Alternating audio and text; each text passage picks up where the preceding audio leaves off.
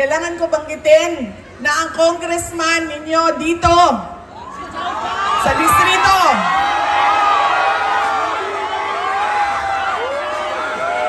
ay, in-endorso mo ba?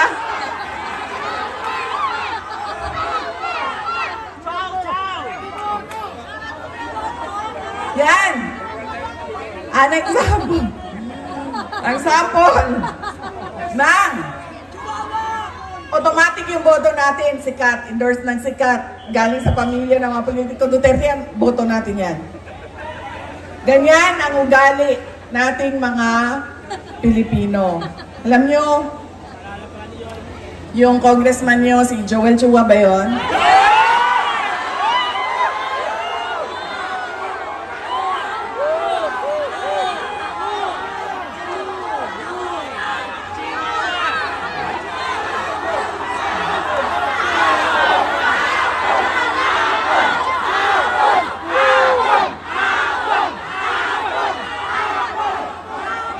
Sabi nung isang kaibigan ko na tiga Cebu, na kaibigan din niya. Sabi niya, pare, bakit mo naman ginaganyan si Sara? Wala naman niyang ginawa sa iyo. Sinisira mo ang pangalan.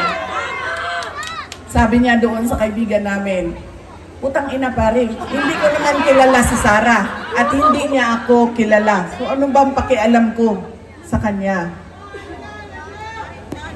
Utang inya na rin. Utang inya na rin. Nandito ako ngayon. Sa distrito niya.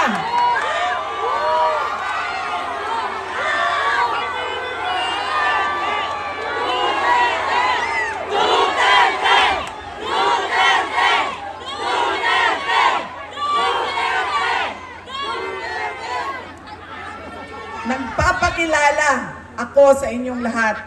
Ako, si Sara Duterte. Kaya ko makipag-away sa kanal.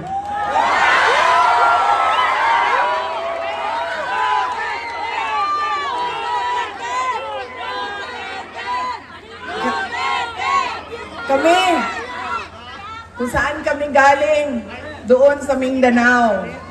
Sanay kami sa wala. Kaya, walang mawawala sa akin kung dalhin ko ang away na ito dito sa kanal ng distrito ninyo.